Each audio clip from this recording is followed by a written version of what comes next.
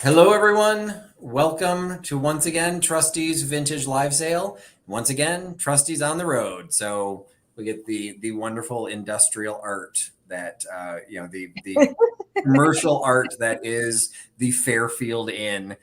Now, I will say I was one of the hotels I did my sale from a couple weeks ago. I tried to have like a pretty background that was something other than my bathroom or my bed. And there wasn't a single piece of art in the entire room. So I'm like, well, you know what? This is not exactly something I'd bring home with me. And it's probably bolted to the wall, but I can at least sit in front of it. So you have something a little bit interesting to look at in my background. And it has a rustic frame, so it's Yeah, kind of it's kind of cool because it's kind of floating through it because you can see through. You probably can't tell there. This is not a matte. This is actually clear glass. So it's the same color as the wall. So this is like kind of set into the glass. And so, they tried.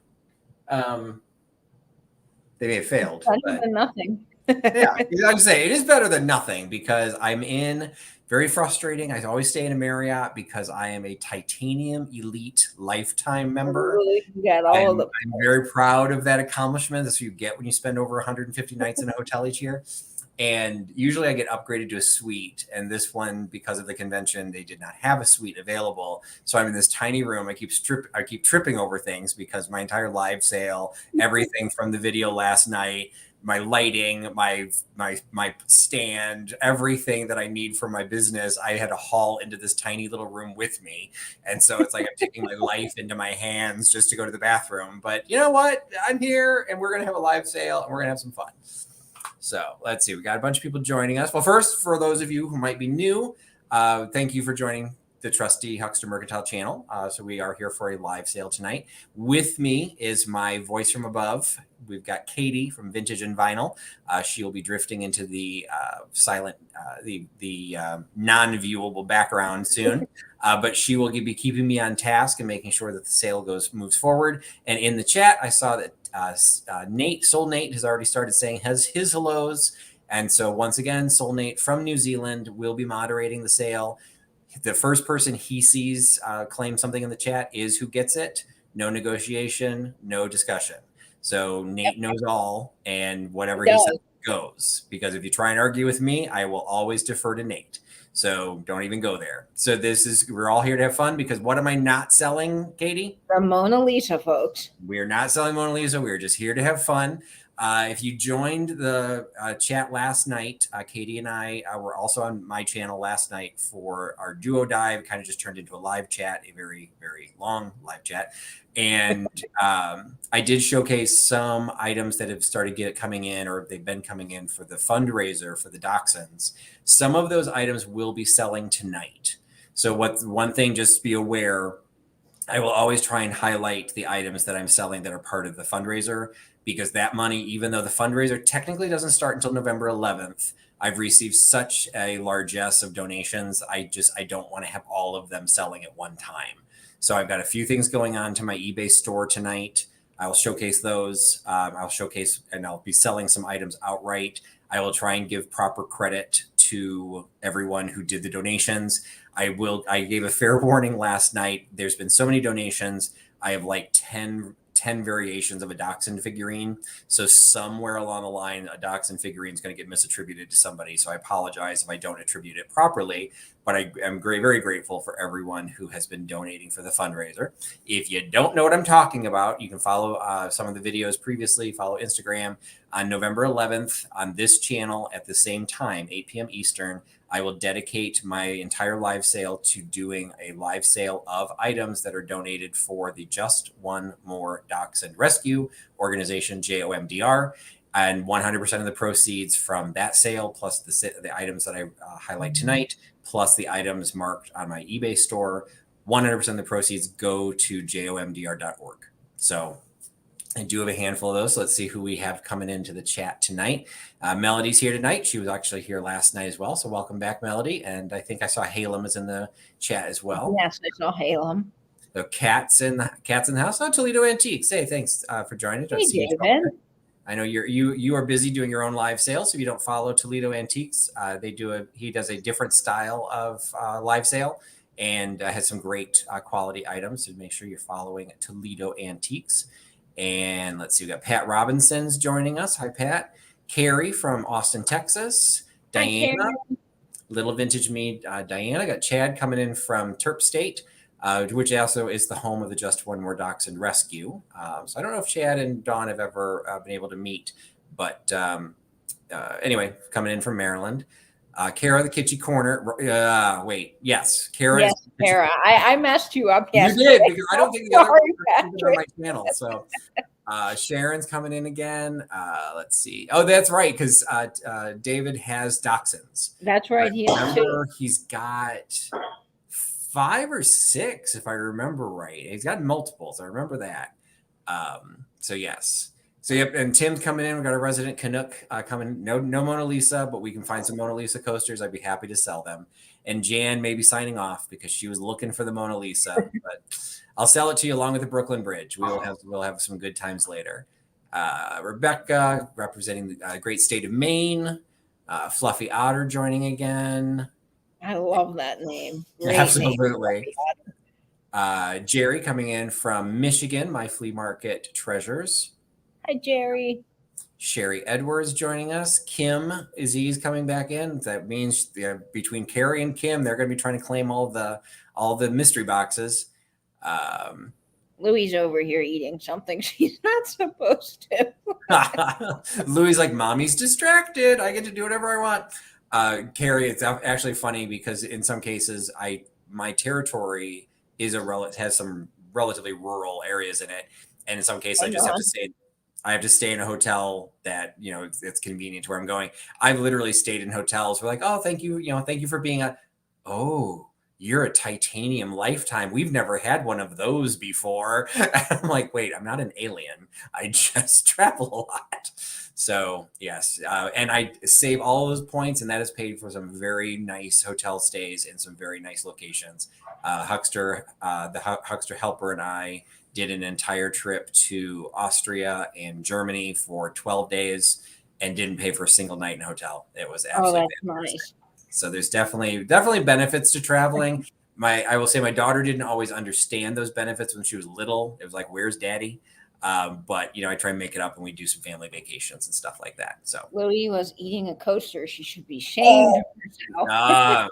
She's trying to show her love for coasters, but in the wrong way, Louie. That ain't the way to do it. Kara saying she sent several recipes, so thank you so much. Oh, very good, Kara. So we chatted about it last night, and this has been part of a couple videos and a couple posts before. I'll do another Instagram post too. So this is part of the fundraiser. It is a vintage, also says mystery box, but it'll be kind of a mystery. It's a vintage recipe box, and what I am asking for members of the vintage community to share with me their favorite recipes. Now, I confused people because if you were following my channel for my birthday, I was also asking people to do things with vintage recipes. That's not a requirement for this. This one, all we're looking for are 3x5 recipe cards with your favorite recipe. Mail them to me. My friend mail address is in the description of this video. It's also in the about section of my channel. Send them to me. Send them soon, because this will be part of an eBay auction that will open next Thursday, that will end on November 11th, the night of the actual sale. And I want to be able to include all of the YouTube members, all of the Instagram members, all the vintage community people that have donated their recipes, and try and kind of build some interest in what does the vintage community eat. So old school, we're doing recipe cards. I included some great recipes. So if you want to have a recipe from my grandmother, it is so good. I ate it for breakfast as a kid. She made this amazing spinach casserole with all this cheese that's to die for. That is going in there. And then my great grandmother's Scotch bread cookies, world famous. Excellent. I'm putting in my pumpkin bread recipe, which has gotten rave reviews. Nate sent in a recipe. I can't remember off the top of my head what it was for. But I think it's the souffles. Very possible. Let's see. Reclaimed Treasure by Mary also does live sales. Her sales are usually on Sundays. She is in upstate New York, if I remember correctly. Let's see. Brian Hance coming from the Chicagoland area. which I am not in the Chicagoland area right now. But if you're new to my channel, Debbie also coming in from Chicago. Debbie donated several items, and I think a couple of these might be hers that I'll be selling tonight. But I do ship out of the Chicago area. So I'm not going to be home this weekend. So invoices might be a little bit late, but I'm doing a relatively short sale. So hopefully it won't take me too long to do the invoices. So I will try and get everything shipped out early. I am home next week. I'm gratefully not traveling next week, but I do not get home until Sunday. And I have a clock on my return on Sunday. And that is because Katie has something going on her channel on Sunday. So why don't you tell everyone what's going on Sunday? I'm very excited about Sunday. So to celebrate Halloween and have a fun little Halloween hangout, Patrick will be joining me along with Dee from Thrill of the Thrift, Fatbird Finds, and Vintage Vinny. We are all coming to a Halloween costume party on my channel at 6:30 p.m. Eastern, and we will be playing some vintage Jeopardy. So if you've got something you want to do on Halloween, you can come to our channel or my channel and hang out for Halloween, and it will be a lot of fun. So I'm really looking forward to that, and it will be just a fun time to hang out, play some games, and celebrate Halloween. And right after your Halloween video, we will have the triptych, but that is actually not hosted by Katie this week. That's going to be hosted by Nate. So we'll have a little bit of channel surfing going on Sunday. But so join Katie's channel, Vintage and Vinyl, on Sunday, and then we will remind everyone after that to pop over to Nate's channel, and he is doing he's telling tales from the triptych of shipwreck porcelain. And as we established last night, it is shipwreck, one word, not shipwrecked. So shipwreck porcelain. He found his collection. He's dusting it off, and we're going to make it all. He's going to make sure he's got Instagram posts and give us a great tour of the wonderful world of shipwreck porcelain. So I'm very excited. That is Sunday at 8 p.m. Eastern, and that will be on the Soul Nate channel. So I apologize if I missed anybody. We got Scott joined in, Randy joined in. Carrie's got a question. He's Carrie from KCATX is asking, do you need more donations, or how else can we contribute to the fundraiser? Because I know that you've got a lot already in. I will, because I am trying to raise money for the doxies, I will not discourage anyone from sending things. But if you have an alternate option, the other options, I am still taking donations, people that are interested in supplying mystery boxes.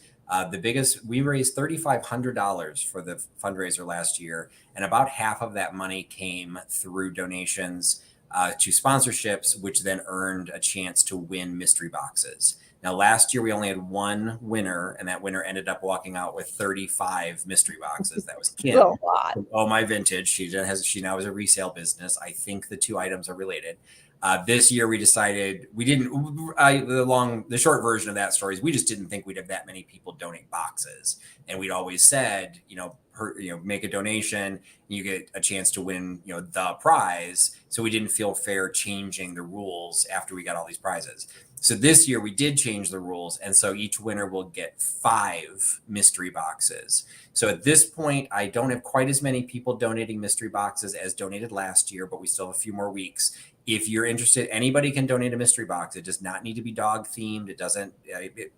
It'd be nice if it's vintage themed, but it's really just an idea that somebody's going to win these boxes. Once I will list all the people who are donating the boxes that night. When we pull a winner, we will pull the 5 mystery boxes that the person's going to receive.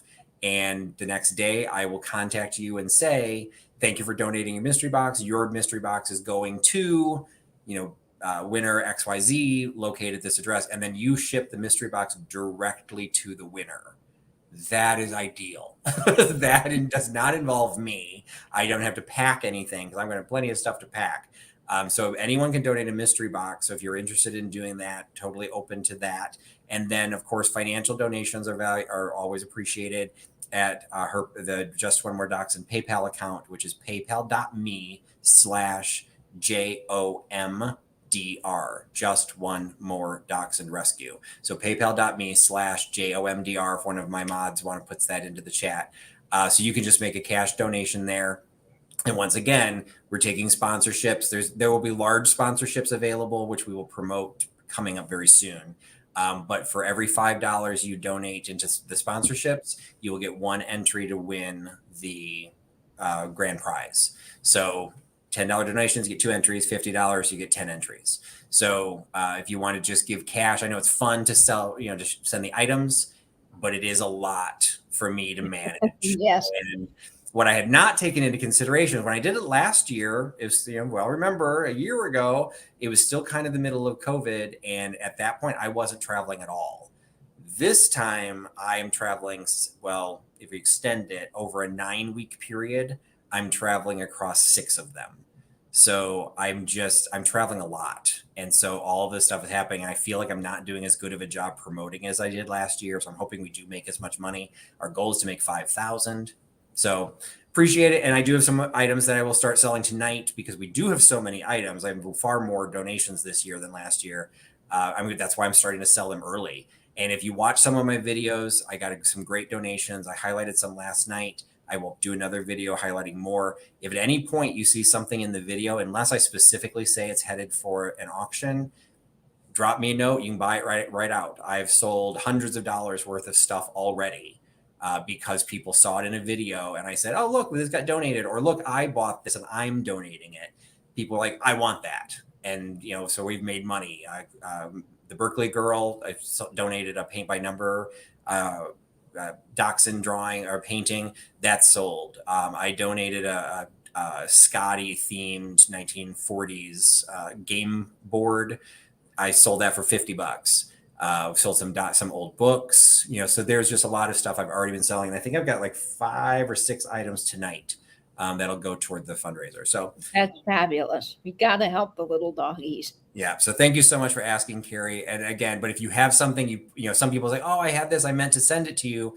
I will still take it. I'll do the best I can to make sure I brings the best bucks. And so, yes, so that is where we're at. Dana's one that's also Gray's 2010H. One of the items I'm selling tonight came from her. So I will, I'm trying to, I want to make sure credit gives where credit is due. And for people that are making donations, it is a 501c3 organization. So if you need a letter or if you want a letter for your donation, that is absolutely available. I don't think I saw Dawn in the chat, but Dawn is available she can make all the letters. And if I think she gave letters to all of the people who donated the mystery boxes too, because you're donating the contents of the mystery box plus you're paying for the shipping to get to the winner. So that can be a sizable donation depending on how much your box is worth. And thank you, Melody. It's for the Doxies. Yes. There we go. New hashtag, IFTD. I don't know if that'll catch on, but I like that one. All right, so we are going to get things started, as I haven't had a sale in a few weeks because of my travel. So I'm going to go ahead and get things started. We're going to go back to normal. I carried, once again, cross state lines. Yay, maxi pad. Maxi pad. So we're going into a mystery box. We're starting out the evening with a mystery box. For everyone who doesn't know the backstory, I did have a collection. I did get a very large case of these, and I was selling them outright. And now I am dropping them into mystery boxes. So the mystery boxes work a little bit differently than everything else. I still have a set price. I do not have offer ups during my channel or during my live sales. So it's always a fixed price. You will pay $15. But because they're so popular, instead of telling you the number and then the first person to claim, I make you guess. So you will get a box that is valued between probably $25 and $30 is what I typically say. In a couple of cases, it's worth a lot more. But it will always be custom packed based on the weight. So if I'm shipping farther, it'll be a lighter weight box, but it'll still the same value. And I'll try and keep the shipping to around $10. So this one is a $15 mystery box. The number, I will give you the range. You can guess more than once. So you hit a number, hit enter, keep guessing the number. The first person that Nate sees, the first 2 people that Nate sees, because there will be 2 winners for the first mystery box, that sees the number that falls between 40 and 50. So between 40 and 50 is the first mystery box. So between 40 and 50, and the first 2 people that gives that number. And they have great. I messed up. Halem and Melody had won a mystery box a couple weeks ago, and in my frantic activity trying to pack it, I actually forgot to include the infamous maxi pad. So Halo now has a signed maxi pad. I hope you use it in good health, sir. And I think that will go great in their bathroom because I know they share on Instagram all the fun little quirky things they have in their bathroom. And I've already seen the mystery box number twice now. So Okay. wait, Yep. I just saw the second one. Yep. And they all man, the I'm same telling timestamp. you guys are coming in hot with all of the mystery box numbers. And Nate has spoken. So Chris Bright and Deb Riley are getting the mystery boxes. Congratulations, The guys. number was 45. So 45 mystery box. So who was it again? Chris. It's Chris Bright and Deb Riley. And All yes, right. Scott, you do see a trunk down elephant. It is thumbs up for trunk down. There you go. Good way to pay attention, Scott. That was actually made by a woman. She's the mother of one of my daughter's friends from high school, and she started her business. And Laughing Frog Studio is the name of her business on Instagram, and it is made from an old fork. They do amazing. upcycled silverware. So I love it, Patrick. Thank you. and I have one too. I haven't worn mine yet, but I will probably. But yes, it is the top of a fork. All right, my next item, I had shown this in one of my haul videos. It loses some of its impact because I don't have my wall of stoneware behind me, but I brought a little bit of salt glazed pottery with me. This is a fairly small bird. What do you say? Goose? Duck? It kind of looks like a duck with his feathers in the back, or a swan. You know, Yes, I'm not sure what he's trying to be, but he's clearly a salt glazed stoneware bird of some sort. This particular piece is not marked, but I picked him up at a location that they had other pieces that were marked as Eldrith pottery. So I do believe he is Eldrith, but I never found this example in the Eldrith collections. It could also be Beaumont Brothers, but they almost always mark their stuff BBP, and there's no initials on this one. So unfortunately, I cannot attribute this little guy to anybody, but I prefer the 19th century stoneware. So although he would be cute in my collection, he would get dwarfed by the massive pieces that I have. So I picked him up specifically to resell. So whether you have a bird collection, you have a stoneware collection, or you just like cobalt blue. So Scott's voting for swan. So yeah, I can see that. Yeah, because the neck I think is too long for a duck, but I don't think it's the right shape for a goose. So I wasn't the way that his back feathers are. Well, he doesn't have feathers, but you know his body is swan-esque. So he's just it's just a cute little bird. Melody votes for swan as well. Whatever it is, he's just a small little piece that will look great on a little knickknack shelf in a little vignette. Just kind of have a little accent of blue with the gray. And he's only $6. So $6 for the little possibly Eldrith or Beaumont Brothers contemporary salt glaze. $6 by giving me number 75. 75, $6 for the swan. How adorable is that little guy? Yeah, I couldn't pass him up, even though I knew he wasn't going to stay in my collection. I needed to make sure he got a good home. So. And I like the look of that salt glaze. I think it's so neat. And Lemmy Lemon is picking up number 75. Congratulations, Lemmy. Excellent. Thank you so much, Lemmy. All right. My next item is the first item that I am having in the sale tonight that is specifically for the Doxies. This one is an item I showed last night, and I think according to Katie, I might have actually shown this previously, or I had him in a haul video. It is a golden retriever illustration. It's like trying to reminisce of almost like the scrimshaw, but it's just a plastic, like a resin type ground, and he's not engraved. He is printed onto here. So it does have a signature. So I don't know if it's like it may be painted on. I don't have my loop with me, so I didn't look at super closely. I don't think this is a high-end art piece. I would assume that this was something that was made at least in semi-production. But he is adorable, and he's in absolutely great condition. I do not know his age, but this was an item that I had picked up, and I bought him specifically for the fundraiser. So for those many people that were making donations wondered, oh, well, do you only accept Doxy things? One of the reasons I picked him up, and I think that is why I showed him early on, is like, no, it doesn't have to be Doxies, because we were going to sell stuff for all dog lovers or just for people.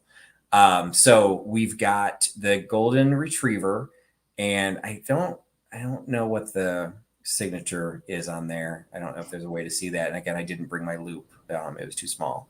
But again, this is for the Doxy. So just keep in mind, for anything that I'm doing for the fundraiser, I'm trying to get the best money that I can. So I'm still trying to do fair pricing, but these items are not going to be your traditional Trusty low prices.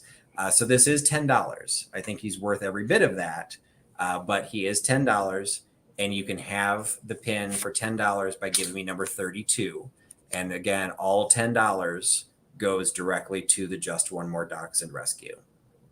And when you see a golden retriever brooch, I mean, you just don't that often. So I think he's pretty cool. And I see Don DeLinger picking up number 32. Congratulations, Karen. Thank you, Karen. So that'll be $10 more going to the Doxies. And they have such expensive medical bills, guys. This is really, really helpful. Absolutely. The next item is going back. This is something that I am offering. This is from my part of the sale. So I'm going to confuse things a little bit. I'm jumping back and forth between the two. But I haven't had a sale in 2 weeks, so I need to sell things too. So I always pick up, I don't know if Catherine Young is on tonight, but Catherine always comments that I pick up some of the best ephemera. And I take that very much as a compliment, because I love digging through the boxes of ephemera. Not so much the photos. I don't do so much with the photos. I need to learn photography a little bit better, but I love coming across little things like this. And so this one I pulled out because it's cool on multiple levels. So we're going to start out. I don't want to show you. I don't want to give away the lead. So it is an Aetna Insurance Company notebook. And inside you've got pages that are specifically for Aetna, for registered mail insurance, for truck transit insurance, transit floater insurance, all types of insurances you wouldn't even know unless you worked for Aetna. It has a date printed in it from 1934. Now, this one does not have a calendar in it. A lot of them do, so which helps very specifically, because it doesn't have a copyright. But what it has is somebody has written the name or the date, July 5th, 1934. But here's the cool parts of it. First, there's a sticker on the back of Ken Maynard, Universal Western star, so Universal Studios Westerns. But somebody got this book and gave it to their child, and their child turned it into a private detective notebook. Oh, that's awesome. So if you look really closely, it's written in pencil. It says private detective and in the open space. And then when you open it, it says report number 1. Says at the top, it says report number 1. It's got the date, and then it's got, I don't know if this is the information of the detective or it was the information for their suspect. Age 14, height 5'5", complexion fair, hair brown, eyes gray, name Kenneth Summers. So yeah, something like that. Wore blue overalls and gray shirt. Parents, Mr. and Mrs. Sumner. Okay, Mary, where is that? Something New York. I think Steve's in here too. So who are my New Yorkers? I have no idea what that says. I'm looking. It looks like Cope and Eric. So okay, so we've got to get our resident Long Islanders have to figure out where that is, or our New Yorkers have to figure out where that is. And so then in it, the page was supposed to be blank. Well, they drew in a little grid to make their notes. And then there's places where there's like signatures. So they've got the signature of Harry Spraker from Fort Plain, New York, just kind of like plastered across the page. Not sure the significance of that person. Okay, so Sam, the New Englander came in, and so did Tim. Well, how did Canuck know this? Joe Harry. You're just throwing syllables together. All right, so Mary at least gave us phonetics. Canna Joe Harry. I've never heard of that place. Okay, I will just say I will never live in a place that's called Can a Joe Harry. That's just not going to happen. So they were like the list of their radio stations. There's just like all of this just stuff written in, and in the back, a lot of the pages are blank. So a lot of it they didn't keep it going. And then in the back, there's an index, and number 1, wanted. So I'm assuming that stuff at the very beginning, because that was maybe page 1, that was like a wanted information. Yeah, I think that was the suspect. Yeah, so like that was a suspect. There's another address in the back. George's Grill, so I'm assuming maybe a restaurant. All in a little Aetna fire insurance booklet. Like, so That it's just so awesome. goofy. So it's the last page, the little index page is actually separate, but it's a different type of paper. So I'm not sure I'm assuming it did come, because it still says Aetna at the top, but it has separated from the book, unfortunately. But I'm not 100% sure. Yeah, it probably was attached at one point. So either they ripped it out. It's a pretty clean break. But you've got the Aetna notebook, and it's only $5. It's just a goofy the perfect addition for your ephemeral. When people start digging through it, you're like, why do you have a private detective book in your ephemeral? So the ephemeral $5 wanted listing from Aetna, number 69. $5.69 for the Aetna private detective notebook. Oh, that is just great, Patrick. I can just see little kids having a field day with that. And, when I was little, I loved getting things like that. I thought it was just so magical. And I think that's where I still like it as an adult. I just think it's cool. It's like this little tiny little notebook. It fit perfectly in your pocket. I could totally see a little kid, carrying it around, like having the little fedora with, some stuff in, like something like that. Little flashlight. Absolutely. And I see elderly Poodle picking up number 69. Congrats, Poodle. You're going to love that piece. Thank you, Poodle, for picking that up. The next item is another item for the Doxies. This one came, I don't know if she's still in the chat. This came from Debbie from Chicago. She donated quite a few items, and one of them, I showed the case these last night. It is a set of vintage postcards that all feature dogs on them. So we've got, I thought you'd like to hear from me. So you've got the dog with the little hearing thing. Some of these had postmarked, or I'm sorry, not postmarked. Some of these had copyright, some did not. This one did not have any information on it. It doesn't even say the value of the stamp. So not 100% sure on the age of that one. The next one we talked about, because this one has a single-digit zip code on it. So it's between, hey, Debbie, this is between 1948 and 1963. And I did not realize the dogs playing poker went back that far. So evidently they did. So you've got and then we determined that we think that might be the back end of a pug. I think that's a Louie. Okay, we've got Louie's little curly tail. So she's playing poker. Let's see what kind of hand she's got. See if she's going to win. I can't tell if she's winning or not. Right. So you've got that. It's a set of 4 postcards. Then there's a sucker born every minute, which has the dog drinking out of the baby bottle. So a sucker born every minute. This one actually is canceled because this one was shipped in or mailed in 1910 to Dayton, Ohio, postmarked from Chicago. So it's postmarked from Chicago in 1910 and was mailed to Dayton, Ohio on a 1-cent stamp, which was the common stamp at that point. And then the last one also did not have a copyright on, but we felt was pretty saucy, considering the age of the child on there. I could be had with a little coaxing. That one's bad. That one is like, that's naughty. Like that's questionable. But the dog is cute. So we're going to ignore the fact that the dog might be looking up her skirt, but we're having a cute little puppy dog with the big blue in her hair. So you've got a set of 4 postcards. Postcards, run hot and dry, what people are looking for, but dogs are always popular. So I did struggle a little bit with the best way to price these, because I do not want to price out of the market, even though since this is a fundraiser, I want to get the most out of them, but I don't want to scare people off. So this one I put out at $15. So it's $15, less than $4 a card.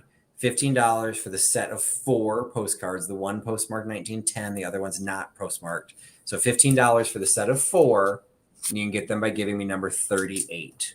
So number 38, set of the postcards for $15. You know, it always amazes me that people hang on to these postcards and that they still have those postmarks from such early dates. I'm just fascinated by that, and I think it's so cool. So for an ephemeral, you could frame these. I mean, there's just so much to do with them. And I see Reclaimed Treasures by Mary is picking up number 38. So thank you, Mary. Mary does a lot of junk journaling and fun ephemera projects. So I'm interested to see what you do with those. Awesome. So this one looked like it went, the one that was postmarked, I should have read it. It said it was Dear Grandson, will be home tonight, which I always find that funny. Like, how long did it take for the post to get there? But anyway, Yeah. home tonight, come up when you can, something times. Oh, spare. In your spare time, maybe? When you can spare us time. At as ever, Grandpa. So that was the postmarked one from 1910. So those were all adorable. So thank you so much. That's $15 going to the Doxies, donated by Debbie from Chicago, purchased by Reclaimed Treasures by Mary. Appreciate you supporting the Doxy group. All right, this next item I showcased in one of my haul videos. Did I showcase this? It might be in the video that's about to go live. Oops. No, I think I showcased this once before. Do you recognize this, Katie? Yes. Yeah, you Okay. showed this, not Okay. this week, but last week in the video. Yeah, because I thought I'd seen this one before. I thought I'd show this before. This one is just weird. So it doesn't take too much investigation to figure out what it is, because the person who made this was so lazy, they did not actually cut the doll figure out. So what you've got is a 10-pound sack of Sea Island sugar. It says right on there, 10 pound pure cane. And then it says a little note on the side. It says, look for other dolls. Let's see. Is it cut off? No. Look for other dolls on Sea Island 10-pound bag. So this is a 10-pound bag. The newest are Haru, Franz, Abdul, Pedro, and Fatima. So you had an international theme. This one was, it says right on the back, how to make Abdul, the Arabian boy. So it says right on here, cut on the outside line, place 2 patterns face to face, stitch something, then for stuffing, cut notches, turn right side out. All right, this is like the laziest mother known to man. She did not cut, or he, maybe dad did this, whoever it was, did not cut out the shape. They just basically took the sack of flour, folded it in half, and turned Lazy it into crafters, yes, Michelle. Absolutely, Abdul the placemat or Abdul the hot pad. You know, we've lost the idea that this is a plaything, or we have the cruelest parents that did this and said, "Here, kid, go play with Abdul." You got the 2-dimensional flat Stanley version of the stuffed Abdul doll. So I do not know how common these are. I did not find any others. And when I found like they're having things printed on the flour bags and sugar bags, that's not that rare.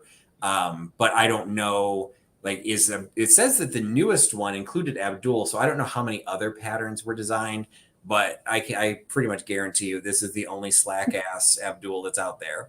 So we got the slack ass maker making Abdul the flat pancake plaything.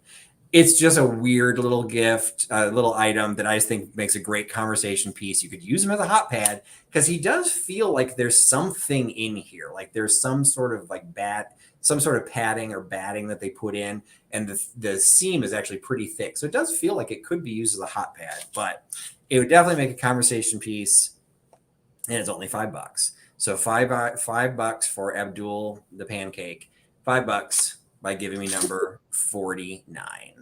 And yes, Nate, they didn't win Mother or Father of the Year that year. You know what? Depending on what era this was, maybe the child thought this was the best gift ever, and they were the It's only possible. person with flat Stanley, flat Abdul. You know, And maybe they got it and they didn't have kids, so they made a hot pad out of it. you never know. They're like, that was why they, people, the companies that made the flour and the sugar bags, they made them specifically to say, hey, you're having problems getting fabric. They would make flour sack, they'd have Yep. like little gingham prints and they would put flowers on them because then you'd cut them apart and you would make a dress or make a quilt or whatever. Here you made a doll.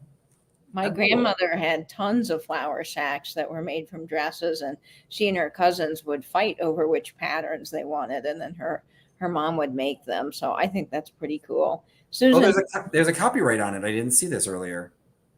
Susan Houghton is picking up number 49. It looks like the copyright is 1930s. So it was a Depression era piece. Oh wow, that's amazing. It looks like it's kind of blurred. It looks like it's 1936 or 33. It's curved. I can't quite tell. And it came for Karen Donnellinger's benefit. The company was Western Sugar Refinery from San Francisco. So I'm sorry. So that was 49. Yes, went to Susan Houghton. Awesome. Thank you, Susan, for picking that up. And that's amazing. It's from the 30s. How cool is that? And it came from an estate sale, and I was there on the last day. So poor little Abdul had already been passed over multiple times. And I'm like, nope, Abdul needs to have a home. He does. So he needs to be loved again. I'm glad that Susan is giving him a home. I am not actually, I don't think I'm that far from you right now, Susan, but it'll be staying in the Midwest. So thank you, Susan, for picking that one up.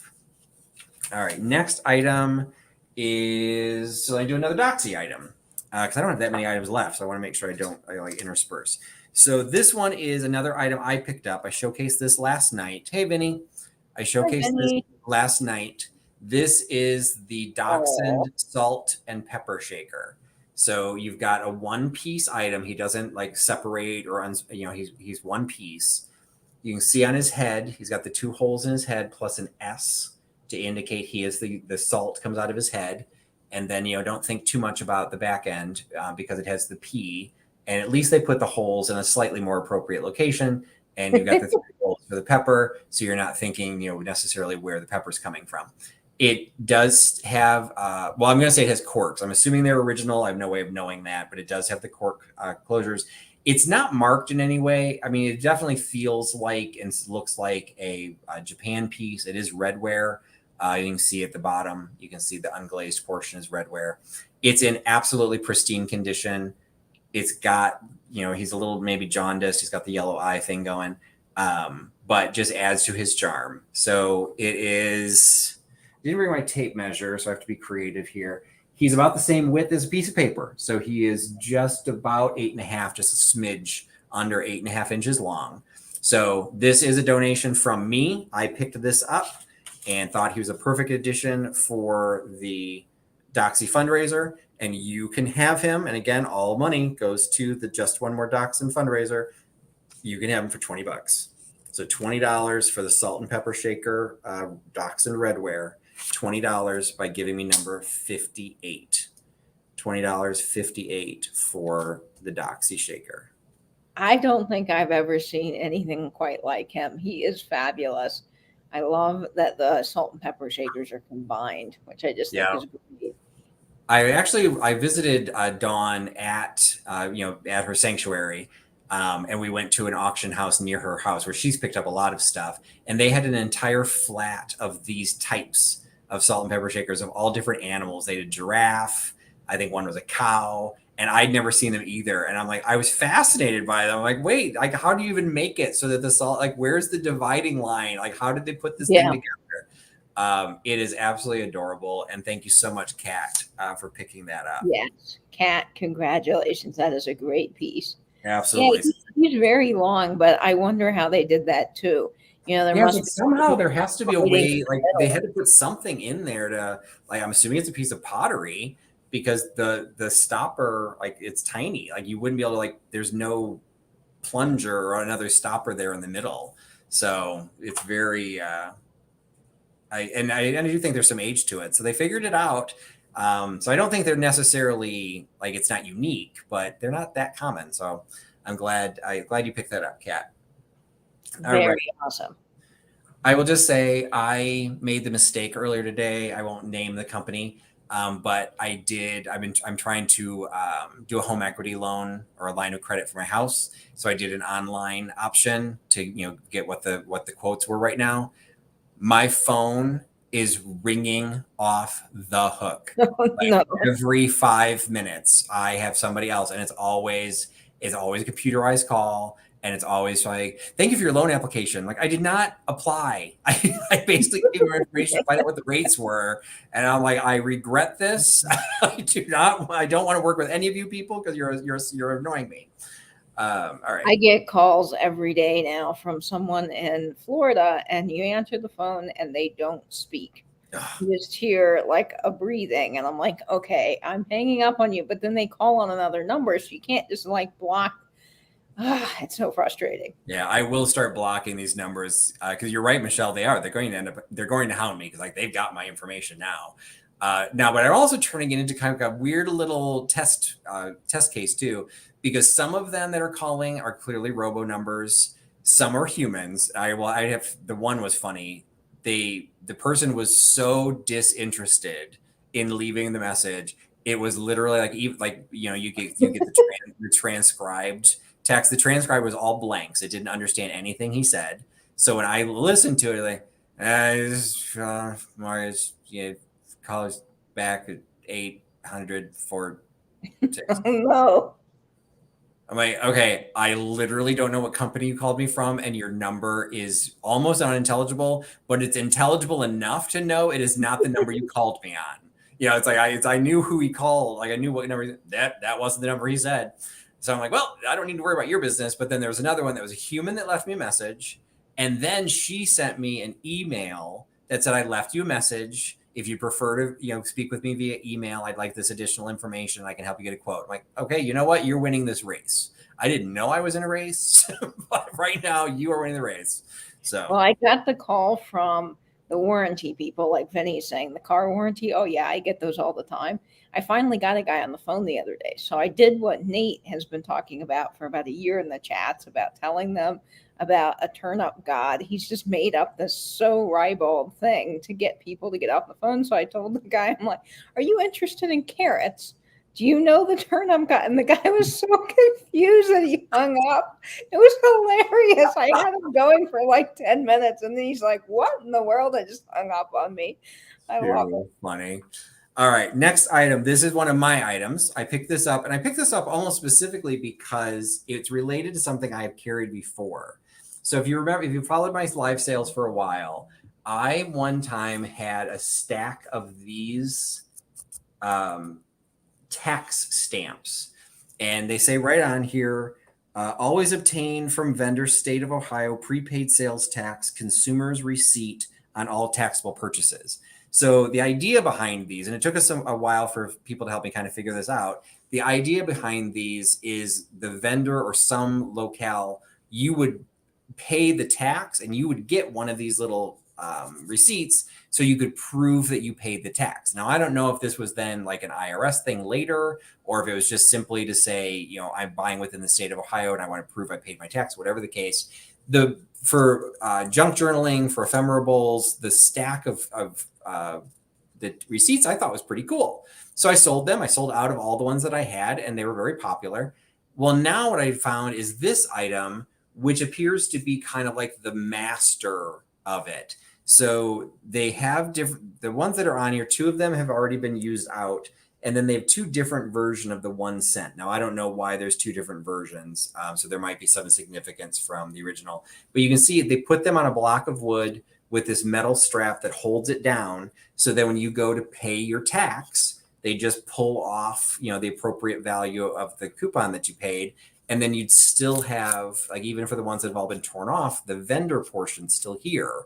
So then the vendor that, I guess the vendor probably has to buy these in books. And so then say like, yep, this is the tax that I collected, so somehow it was just a way, it's a huckster thing. It's like all about how to prove that you paid or collected taxes. And I thought it was really cool to see all of this put together. So it's just this kind of neat book. It looked great, in the back of even a primitives display or any sort of, got the rusty, crusty metal with a nice big piece of, I don't know, what do you say that is? I think it's just pine. I think it's pine because look at the way the grain is. Yeah, the on grain is very directional and it's very wide. So I think, so I think we've just got a piece of pine. But somebody It's took the beautiful. time, created the little place for this to like nail into to hold it together. I just think it's kind of cool. So I think it's a great little addition. I love the fact there's still some of the coupon books are still in here. And will the bolts turn, Patrick? Do they still work? Yes. So it does. It still tightens and untightens. Got a really nice pair of wing nuts there on it. Yep. So it's just this great. I mean, I would say, what would you say just from the look of this top piece? I mean, by 50s, 40s? I'd say 40s because they started using, I think in the late 50s, they started using, is it Phillips head screws? There's something to date on when they started using a lot of the Phillips head screws, but those nice white flathead screws are fantastic. And what I find fascinating just from like the big picture is so somebody had this as part of their business and abandoned it. Like, they still have all these tax forms like still are in here. So it's like, well, what are you doing? Shouldn't you been collecting? So I don't know. Like, it's just something that was then put away. And now I'm like trying to make sure it goes to a good home. So it's kind of a cool piece. You're not going to come across another one like it. It's going to have this great, if you've got this industrial look going on, you're going to have you'll be the talk of your friends. And it's $18. So $18 for the tax stamp display block, $18 by giving me number 11. $18, number 11 for the stamp block. That is really cool, Patrick. I have to say that's very industrial, but I love people that have made things like that. I just find that totally fascinating. And I have to do some research on the date of the Phillips heads, and I'll get back to you and post that over on Instagram, folks. I see For Sandy's Lilacs picking up that fabulous piece, so congratulations, Awesome. Sandy. Thank you so much, Sandy, for picking that one up. All right, going back to a Doxy item. This one actually I talked about last night, and I said last night this was going to go on to an eBay auction. The fact of the matter is it became too difficult for me to photograph and actually show what this was. So I'm just going to put it what I think is a fair price on it. Maybe it could have gotten more if I figured out how to do the photography, but at some point, time is of the essence too. So yes. we're doing what we can do. So what this is, and I'll show you just a corner of it to begin with. What this is a probably 30s era card tablecloth. So it is perfectly square, and each corner has the little ribbon, or like, well, no, it's like a grosgrain ribbon. Yeah, it's not fabric. It's like a piece of ribbon on each piece. I don't think it was elastic. There's no stretch to it. That you would slide these on the legs of your card table, and then you've got a Scotty dog themed, or as Katie pointed out last night, a Fala themed card table cover, which would definitely be, which is why, and I would have said because of the Scotties, because of the look, because of the coloration, the way it's stamped, I would say this is probably from the 30s, maybe going into the 40s. I mean, bridge clubs have been around for, those decades into the 50s, but in the 50s, this would have been a lot brighter and more colorful. And I don't think it would have been on such a, it's a very rough grained linen. So I think in the 50s, it would have been a much finer cloth because you're the ladies who lunch and you're playing bridge, and it would have been a much, much better piece. There are a couple of condition issues. Like you can see, there's a little bit of a hole where it was folded. This is the tip of the day for anytime you have linens, anytime you have any quilts, anything that's textile, do not fold it and store it in half. Never fold your linens or your quilts in half. Fold them in thirds. And it's solely because that's what happens when you continually fold something in half, you wear out the edge. So it does have a little bit of a condition issue there. And it has a little bit of a condition issue where they did the hand sewn binding on the edges has frayed out a little bit. So it keeps it from going super high end of cost And because I was just having a problem showing all of that photographing in my hotel room, I decided to just sell it outright, and I'm selling it outright for 25 bucks. So $25 for the 1930s, maybe 40s era Doxy card table tablecloth. 25 bucks by giving number 61. $25, 61. And this is actually something I donated. I found this, and I'm donating this for the Doxies.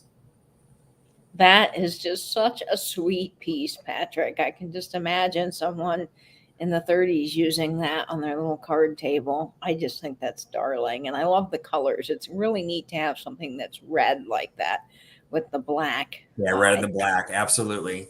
So remember, all the money for that will go to the Doxies. So. And I see Karen Dondelinger picking up number 61. Excellent. Now, there is a little bit of a lag, folks, so take this time to refresh so that you stay up to date with the feed and make sure that you are in live chat, not top chat. Perfect. All right, next item, those who have paid attention might recognize.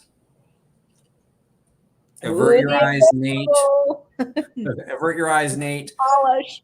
Yeah, we're not going to polish this. So this is, if you follow Katie's channel, she did her first ever YouTube collaboration, and it was to do an ephemera bowl, a Halloween ephemera bowl. And this was the bowl that I bought specifically to do the ephemera bowl challenge, the Halloween ephemera bowl challenge.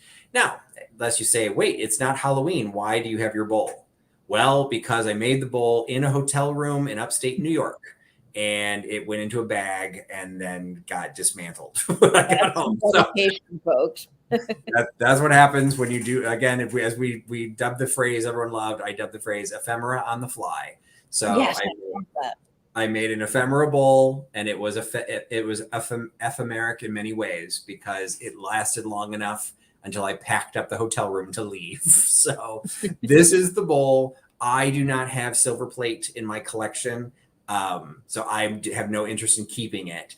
It is a beautiful piece. I don't think, it does have a signature. It's electroplated nickel silver. So it says right on there, EPNS. If you ever see EPNS, that's what it means. Electroplated nickel silver.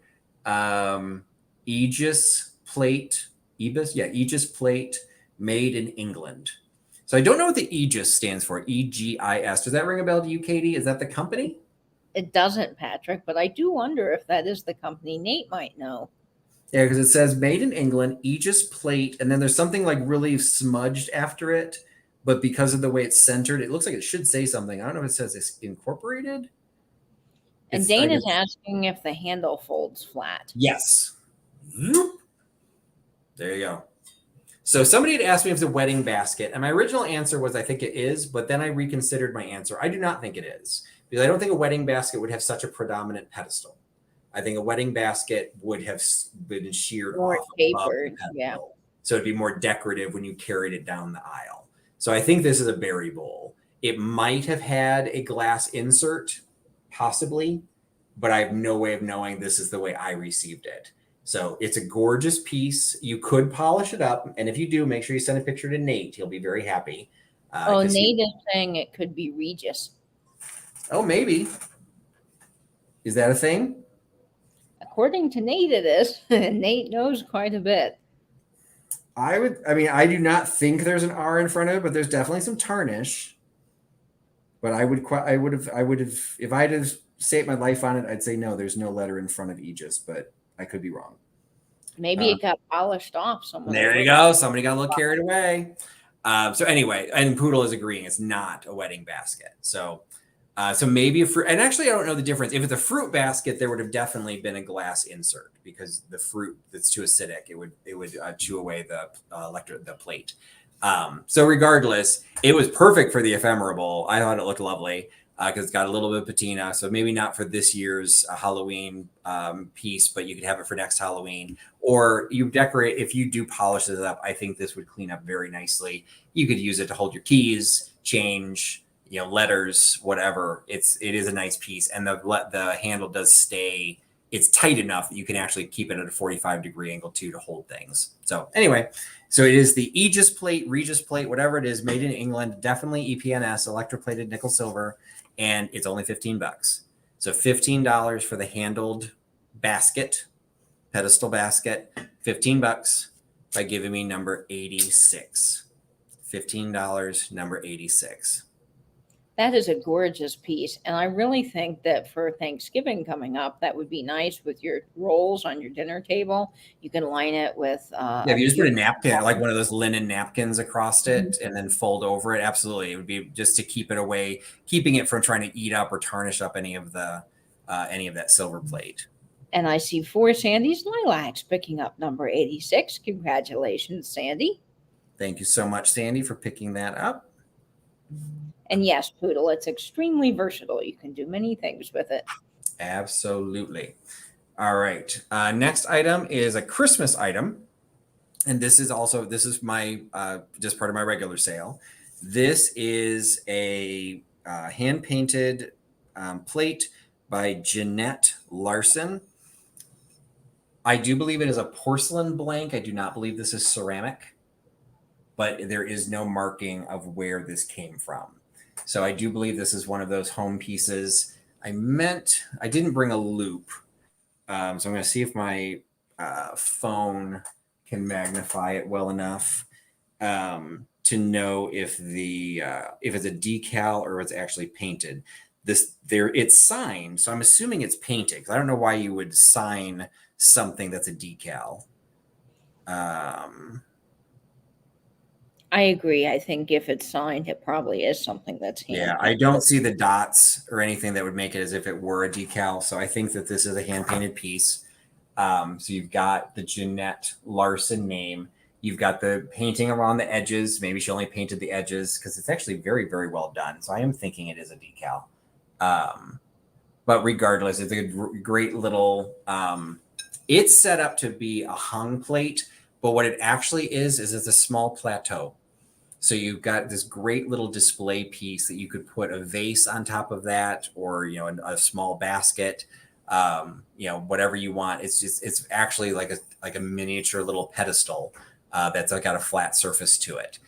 So it's either a hanging decorative plate or a small plateau, and it is, forgot to put my new tag on it. So it is $8 for the Christmas plate, $8 by giving me number 33. $8, number 33 for the Christmas plate. And what I love about that is its size. So if you had a small little place that you wanted to hang it up, you could, or just as a little tiny spot on a table. We always would do reindeer snacks. I don't know about you guys, but we left out carrots and the reindeer. So if you wanted to have that as like a little plate next to your big Santa cookie plate, I think that would be kind of fun. Thank you, Nancy. Yes, I did have a good birthday, and it was fun. We had we all did. I asked people to do vintage recipes. Everyone's recipes came out except for mine. I made what became fudge shrapnel, and then I turned it into something very different. We're still the jury's still out on what I actually made. And it's currently fermenting in my fridge. So we'll see what it turns into when I return after it's been sitting uncovered in my bird. Oh, and so it's Nancy's birthday as well. So. Oh, well, happy birthday, Nancy. All right. The next item is from, this is part of the Doxy sale. This was a donation from Melody and Halem. So this is, I showed these last night. This is a beautiful set of either stone or ceramic, solid ceramic. I think it's stone thank you, Nate. I will showcase the eBay items as well with the raffia wrapped edges. So it's a set of 4. I'm not sure necessarily the age of these. This might be something you might be able to find, I would say this is something you might be able to find in something like a Pier 1 if they still existed. But that doesn't diminish the quality. They're very good weight to them. And they have a very flat size that they're going to flat surface. So they're going to sit nicely and be what everyone needs for their home, a coaster to protect your furniture. So it's a beautiful set of 4. And again, all of the money goes to, so thank you to Melody and Halem for picking these up and donating them. And all of the money goes directly to Doxies. and it is $15 for that set of 4 coasters. So again, not even $4 a coaster for a beautiful set in perfect condition. $15 by giving me number 82. 82, $15 for the coaster set. And I like the texture and kind of that raffia look on the outside. I It's think, definitely got that natural yeah, look. And like Melody says, kind of like boho, kind of a yeah, boho look. very boho. And Absolutely. Karen Dondelinger is picking up the coasters. Karen loves her coasters, so I'm glad you're picking those up, Karen. Karen, I'd love to see your coaster collection one time. She has a great collection of the paperboard coasters, kind of like what my Huckster coasters are made out of, because they're so lightweight. She's got a fantastic display of those in her collection. Well, you got to have the coasters. You can't let your furniture go to pot. Absolutely. All right. Next item is got Katie on the channel, so I've got to talk about got to find a record. So this one is the Rodgers and Hammerstein Oklahoma Suite, and this is where when Katie did her triptych on vintage records, we kind of talked about this. This is copyright from 1955, but Oklahoma opened on Broadway in the 40s. So this is not an original recording. So what this is an RCA Victor red seal. And I thought it was interesting from the vinyl collectors. It is an orthophonic high fidelity recording. Now, I had never heard of orthophonic. So is that something you've come across, Katie? I have. Some records have that. And it's a really interesting read on that online. Some things are either mono and some things are stereo. And this record, given that it came out in 1955, I believe that this is probably in mono, meaning it's only coming from one channel versus 2, stereo 2, mono 1. And then you can go into a whole deep dive in that. But I love these little records. And like Patrick says, this is a great little compilation from Oklahoma. And it's got some great tunes on it. And this one actually still is what most of us would have equated to the 45. And it does say it is a 45 EP, so 45 extended play. So it is 45 with a bigger hole. And so it will have more songs on it than 45, but not as many as a 33. So you're going to probably get about 3 songs per side on an extended play. And you hit it right on the head. So you get Oh, What a Beautiful Morning, The Surrey with the Fringe on Top, Kansas City, and I Can't Say No. And then you actually get 4 songs on that side. And then Many a New Day, It's a Scandal, It's an Outrage, People Will Say We're in Love. Well, It's a Scandal, It's an Outrage is 1 song. So that's 3 songs. So again, when I pick these up, I'm picking them up for kind of the nostalgia aspect. A lot of people love Oklahoma, and also for the artwork. So if you're doing anything, any sort of country theme, any sort of prairie theme, even for like a 4th of July, depending on how you're doing it, you want to do your own little house on the prairie, you've got this great little vignette that could prop up in the back and just give you a nice little look. And when I pick them up because of the art, I don't know, I don't have a turntable, so I don't know if the record will play, but it was in good condition, no obvious scratches or anything. But I sell it for the art. And because of the art, it's selling for $5. So $5 for the Oklahoma Suite, $5, giving me number 52. $5.52 for the Oklahoma 45. That is very cool. And I want to talk a little bit about orthophonic for a second. That is something that I meant to say you typically see on RCA recordings because that was their term before living stereo came out.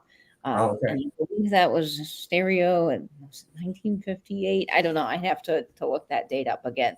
I know 1958 is when the 33 was released, and then in 1959 we have the 45. So that's very, very cool. Very good. All right. So as Nate reminded me, it is the top of the hour, and that means my eBay items went live. So all 2 of these are Doxy related, and 1 is my normal. So this is a set that was donated by Debbie from Chicago. So Debbie from Chicago donated this set of 6 of this absolutely amazing mid-century modern atomic starburst pattern. They are made in West Germany, Bavaria. So if you didn't already know from the design, from the stamp that it has to be no later than the 80s. But because of that design, we're probably smack in the middle of the 60s, if not earlier. What I did not discover when I talked about these last night, this coaster shows a pink Starburst with 2 green Starbursts, but there's also a design that has a pink, a green, and a gray. So this is all 3 colors. So you've got several that have the 3 colors, several that have the pink with the 2 greens, and then what I found like super interesting, the ones that have the 3 colors, they're not identical. Come on. So hold them in the right way. You can see, so you got gray on the bottom, but on the one you've got green on the left, and the other one you've got pink on the left. So they did make an interesting split of the way these are designed. So they're clearly a set. They still have their original felt liners. So when you stack them together, you've got the felt liners. And they also, if you look really closely, they have the silver tone, possibly platinum rim. So you've got the great gray and black background to the other colors with that silver tone, possibly platinum rim. Now, I couldn't find these. I couldn't even find this brand. It's Cathedral Porcelain from Bavaria, West Germany. I couldn't find anything on eBay that showed this design. So these are on eBay right now. Just went live 11 minutes ago. This will end next week. I believe I started the bidding at 20. So it's a full set of 6 with a pretty unique pattern that's going to be very popular for both its color and for its design. So you've got a set of 6 coasters that is currently live on my eBay store. That and those were donated by Debbie from Chicago. So all the money raised for those coasters will go to the Doxies. And Jamie is playing over those in the chat. Sorry, I don't think I said hi to you, Jamie. So welcome. And yes, I thought you might like those. The Book of Dogs. This is a 1934 copyright from Rand McNally. It's got the 100 breeds that were active at the time for the American Kennel Club from 1934 with some great photographs and illustrations of the different breeds, including the Dachshund. This one, I photographed it as closely as I could. There's some condition issues. The spine itself does not have a cloth cover. You can see it's all the folded papers, but they did put kind of a fibrous tape on the front and the back, which holds the staple in place. So it's not tearing through the paper. So the little tape binding has curled a little bit, but it's completely tight. None of the pages are falling out. None of the pages are ripping out. And there was some sort of a spill. There's a water stain or some sort of discoloration that luckily only affected the last page. So it affects the index, but you can see the next page in. There's a little bit of spotting, but not nearly as bad. So we have a little bit of a condition issue, but for a book that's from 1934, not so bad. And so, so we've got Bulldogs definitely in there. We've got Dana. Let's see. Dana donated as many items. Let's see if we can show her Bulldog. I think actually, by total coincidence, I think I put the Bulldog was one of the photographs when I listed it on eBay. And they also have the French Bulldog in here. Oh, I love Frenchies and Bulldogs and Pugs. Just great breeds. So, so there's the Bulldog. Oh, look at him. And what's interesting, because you figure these are standards from 1934. It's entirely possible dogs have changed in the last 80 some years. So I just thought this was a great little piece. I actually picked this up and I'm donating this to the Doxies. I started because of the condition. I started the book at $10. So hopefully it'll get more than that. And I did show the pages of the index so people will know what dogs are in the book. So that's starting at 10. And so that has gone live. And then the third item is actually my standard item because I do love ephemera. So this is a piece of ephemera that's going up for my benefit. But this is one of my own listings. And it is a St. Nicholas children's magazine from September 1892. I love antique ephemera. And this is no different. Now, this one does have some condition issues that I tried to photograph as best I could in the listing, that there's a couple of folds and tears in the back of this, had like a run-in with a mud pat or something. But luckily it only affected the last page. It is a collection of poetry, stories, illustrations. There's a full page illustration of Napoleon that is designed to be framed because there's no printing on the back of it. And so that's when you get into these antique magazines, if you ever come across the pages that don't have any writing on them, the overleaf is going to be the picture.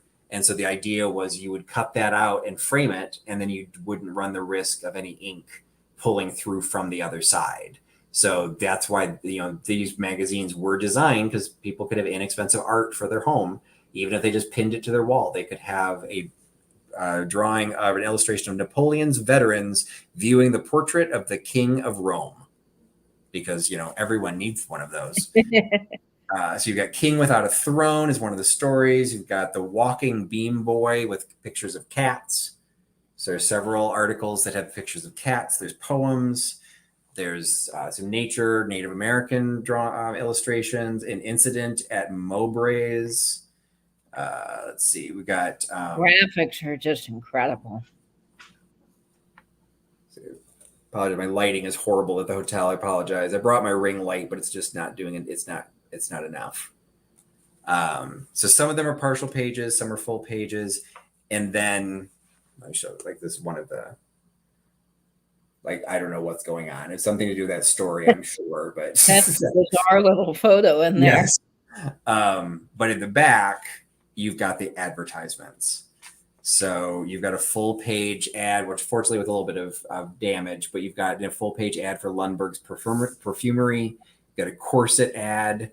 Sapolio never grows tired nor ugly over hard work. Vos and Sons pianos. Check out the shoe ad. The shoe ad is so good. Gold Dust washing powder, cornucopia silk, the Everett piano. I like all these little classified ads. There's these tiny little ads in the back. Oh, I love the one for bicycles. Look at that. Esterbrook pens, just like the nib. You got one for guns and tents.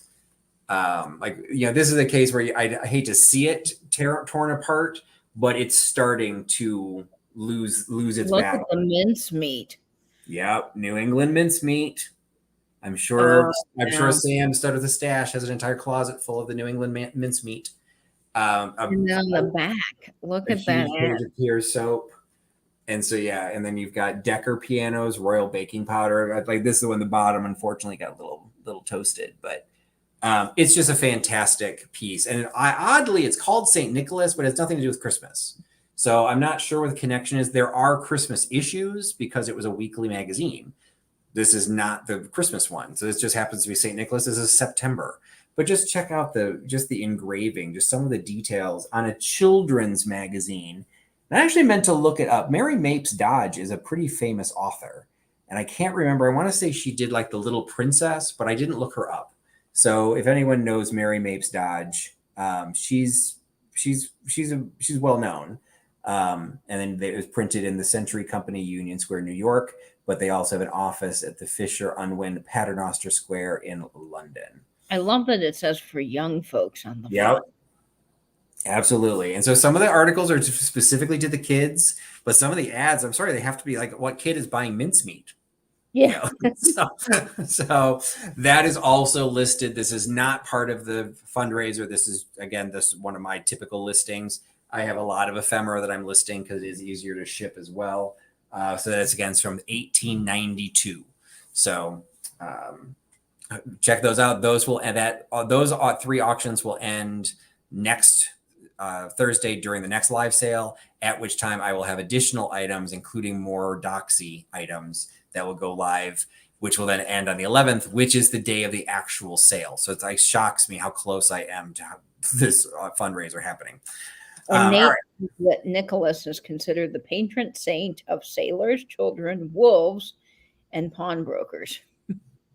Okay, who put children and pawnbrokers in the same saint? Yeah, that's what I would like to know. Sailors, okay, and I don't mean anything disparaging to sailors, but sailors, wolves, and pawnbrokers, I could actually kind of picture those three together.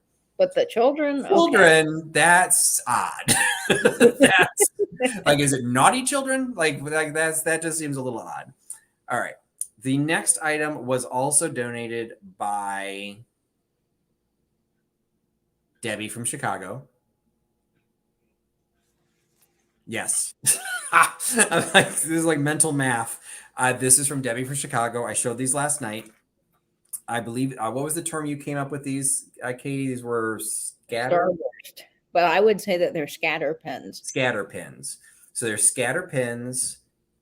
They're slightly different, but we kind of took an impromptu poll last night, and what would be the preference if they're considered scatter pins? Was it better to separate them and sell them individually, or keep them as a pair, because they're very complementary, because they're not identical, but they are definitely related. And Katie was helping me analyze them offline last night. They definitely appear to be made by the same place. So, and of the same era. And Katie felt, and you still feel, that these are 50s. Yes, I do. I mean, you can see that rivet construction on the back. That's something that was known in the 50s. And I just feel like they've got some age to them. They're really neat little pins. So you could put both of those on your shirt and cluster them with other pins, hence the name scatter pins. There you go. So I did decide to keep them together once we determined that they were probably made by the same maker. So I did not want to separate them. I don't know where Debbie got them, but clearly somebody probably owned these at the same time. And so we're keeping them together. And then we went back and forth. Should I do this as an auction on my eBay channel or sell them outright? It was universal that everyone wanted me to do a flat price. So I will say, I hope people that watch my channel, I hope you like flat prices. Every once in a while, something pops up that there's this weird thing that people talk about, offer ups. I just don't do them on my channel. I don't care if anyone else does them. I just don't. So, but for the fundraiser, it kind of makes a difference. So everyone felt I should do flat price. Katie and I went back and forth on what would be a fair price, knowing this was a fundraiser. And we lobbied together to get 30. So $30 for the pair of brooches. So you get both of the scatter pins, cluster brooches, whatever the tune is. And Dana says that she feels they should be kept together. And I think that's what made the difference for me too, Dana. I was lobbying to separate them. But then when I realized that they were probably made at the same time by the same maker, like, they probably deserve to stay together. So it's $30 for the pair. So you get two of them at the flat price. It's $30 for both of them. For $30, you get the two rhinestone cluster pins by giving me number 54. $30, number 54 for the two Starburst pins. And those are really great too. If you've got a small space on a jacket lapel, you can put them there. They're great. I mean, even a tie, if you wanted to, you can kind of fashion those as a little tie tack if you really got creative. I mean, there's so many things you can do with them, but they're great together, I think, and totally a fair price for something Starburst from the 50s. All right. The next item is going to be my other set of mystery boxes. So we've got another two mystery boxes that are being offered up at this point. It's going to work the same way as the last time. They are going to be $15 mystery boxes, custom packed based on where you're based, where I'm shipping them to. Again, I will give you the range of numbers for this one. First two people that Nate sees will claim the mystery box. And this mystery box falls in the range of 50 to 60. So between 50 and 60. Between 50 and 60 is the next two mystery boxes. So the first two people that see that number will get the mystery box. And I love those mitten box maxi pads. They're so great. What a conversation starter to have those in your bathroom. Absolutely. Where everyone wonders, wait, why do they have old maxi pads? Yeah. Are they having financial difficulties? Do we need to run a fundraiser to buy new maxi pads? And let's see. I already see the number once. Okay, I've seen it twice. But again, Nate knows all, so he is going to confirm that for us in the chat. You cannot bribe. I haven't seen the second one. Oh, there's a second one. Okay, I see it now. Well, Vinny, you could do a white elephant gift exchange with one of the maxi pads, but I have to say I'm very excited. I have a maxi pad, so I'm definitely keeping it. And the mystery box goes to Deb Riley and my flea market treasures, Jerry's. Congratulations, guys. You did it. Excellent. So thank you very much to both of you. And that means Deb Riley won twice tonight. Deb, you are on it. Yeah, she got the mystery box the first time around too. She's got that mental telepathy with Patrick. So it was 56. So I can talk to you later, Deb, about how you want to handle that. Totally fine sending you two, but there you've got options. So thank you so much for picking up the mystery box. So I have like zero space here. I only have a couple items left. So then the next one is another piece of ephemera. This is for my private collection, or not private collection. This is for me. This is not for the Doxies. This one I meant to show last night. We just never got around to it because I love my ephemera. I do too. Ephemera's fabulous. When you woke up this morning, you did not know you were going to learn about the famous chicken stories.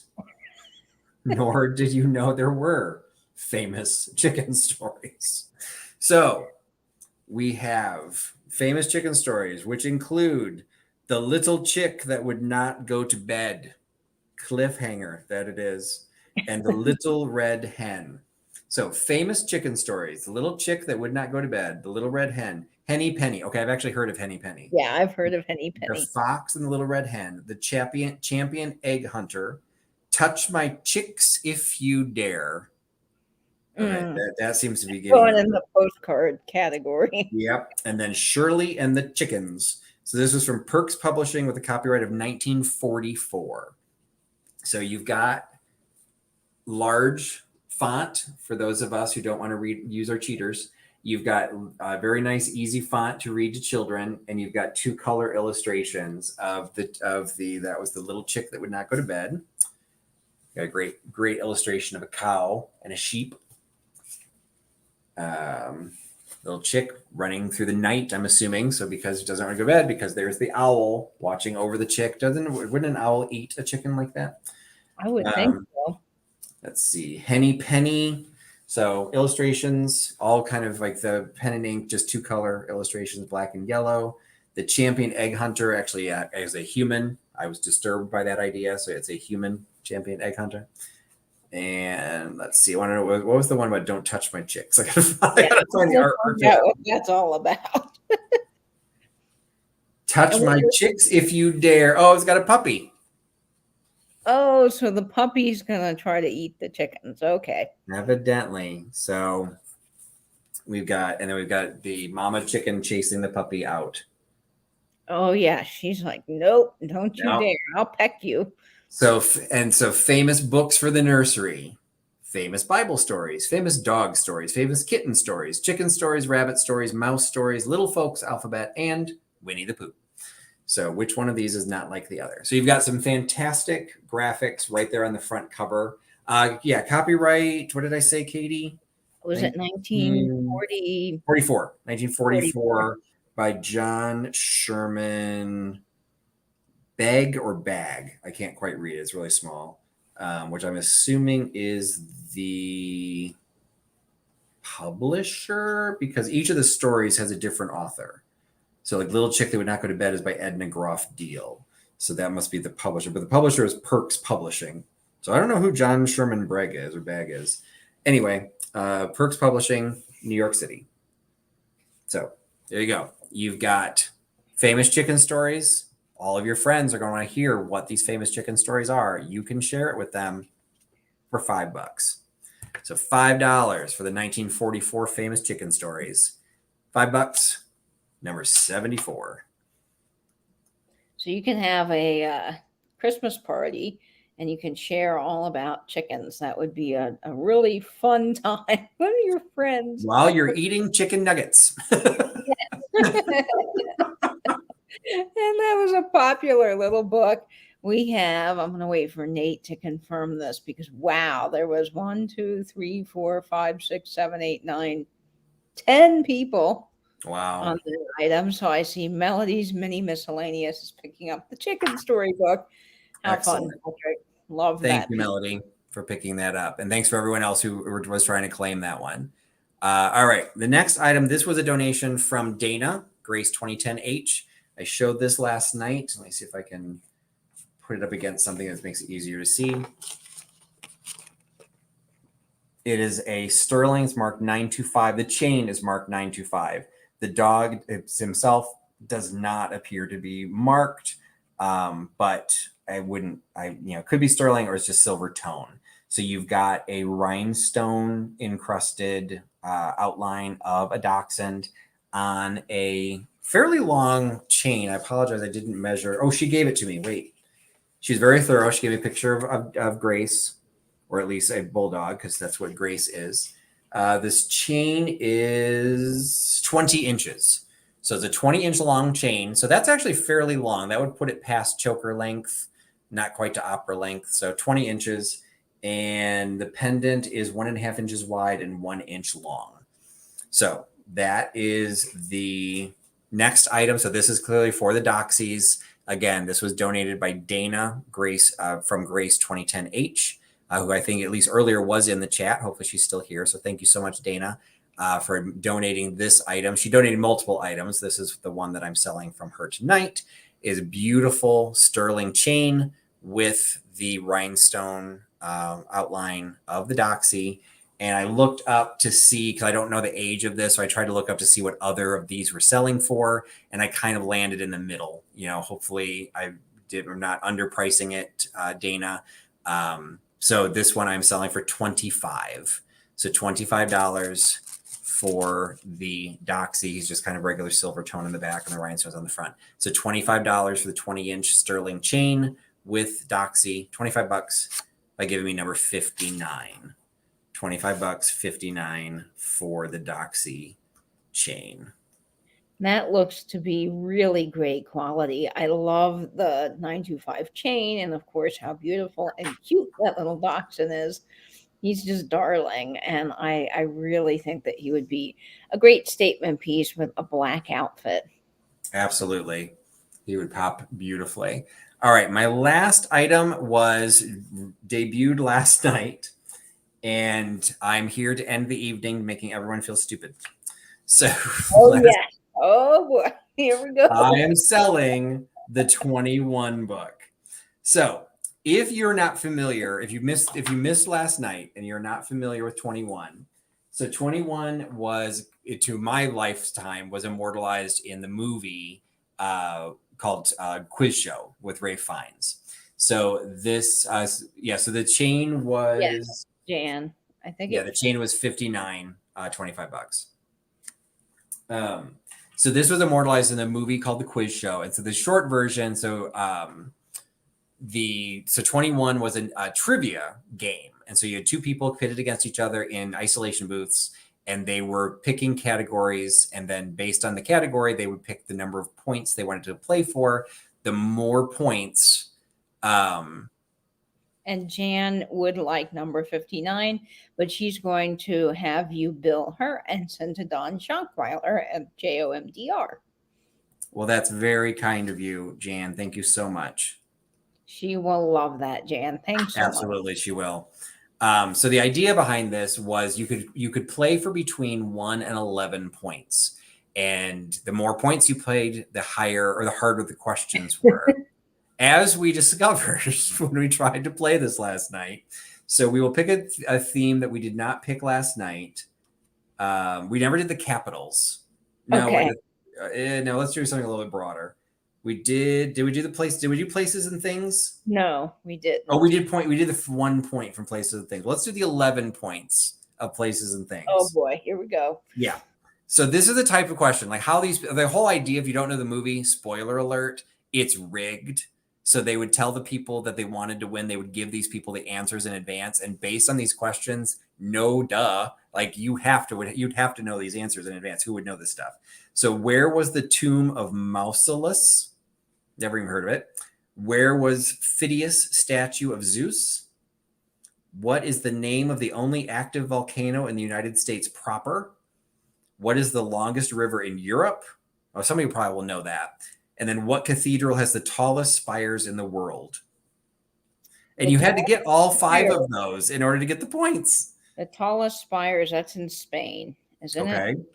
I think. Let me pull it. So page 59 is the answers. But I can't think of the name of the cathedral, but it's in Spain, I think. All right. Tallest spires is the Ulm Cathedral. ULM. I've never heard of that. Okay, then maybe I'm wrong. The longest river is the Volga. Oh.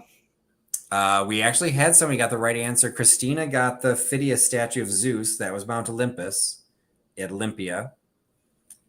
The tomb of Mausolus was at Halicarnassus. And the name of the only active volcano in the United States proper, the Lassen volcano. I've never heard of it. I would have said the same thing, Sam, Mount St. Helens. Yeah, I would have said Mount St. Yeah, Helens. several people said Mount St. Helens, and it's just like, because this would have been before it erupted. Okay, so we'll do the 1 point answer. So that was 11 points. We did, yeah. So I was like, how could anyone know these? Like that were impossible. So to make you all feel better, we will do the 1 point question for presidents. Who was our first president? Where does the president live? Who was our first president ever a general? Many of the questions become 50-50. How many years does a president serve in each term? And is the president elected or appointed? So everyone should be able to get this very easily. Hopefully those will make people feel better and you can sleep well at night, not feeling like you're an idiot. Because there were some of these questions, like if we jump to the 11-point questions for presidents, name the 4 international conferences FDR engaged in during his 4th term. Yeah, I would not know that. Let's just simplify. Name an international conference. This is ridiculous. What 2 cabinet posts did James Monroe hold? There's a good population that wouldn't even know James Monroe was the president. Yep. Name the president's. Was that? I said people were saying tricky stuff. Yeah. Okay, this one like people might be able to figure out. Let me see if they're how they're wording it here. Well, I would have said the summit too, Christina, but I don't know if that's right for that international conference. So the international ones were Casablanca, Quebec, Tehran, and Yalta. And if I really held my feet to the fire, I might have come up with Yalta, but the others, no. And so this one people might know. Who was the first vice president to succeed to president? Who was the first president to die in office, and who was his vice president? And it was not by assassination. I do know this, but I can't think of his name all of a sudden. And I think, Jan, you are correct. There's some like weird little statistical thing that there technically was a president before George Washington for like a day or something weird. Yes, I have read. Yeah. So Adams was the vice president of Washington, but he was elected. So this is what president died in office, and his vice president succeeded to become the president because of the president's death. It was before Kennedy. It was before Lincoln. Johnson succeeded Lincoln. So he was the first vice president to succeed based on an assassination. But there was a president that died. He had the shortest term in office. It was his vice president, and I would not have known the vice president's name. I cannot think of his name, but I have read about this, so I know, but I can't. So we're before Harding. We're before Cleveland. Oh, Sam got it. Sam Doyen, New Englander, got Tyler, and the president that died was William Henry Harrison. William Henry Harrison was president for 30 days. And he died in office. And so Tyler became his president. So some of them were like doable, but you had to get all of them. So like that one I might have been able to get, but good Lord. Name the presidents in office during the following wars. Mexican, Spanish American in 1912. First of all, there was a war in 1912. Or do they mean 1812? War of 1812, I think, was Monroe. So let me see if that's what they say, because they might be a typo.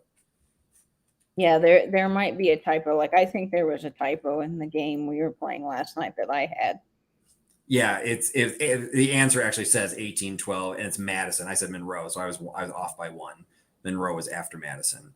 So anyway, you can have the same joy yourself by buying this book. Be smart.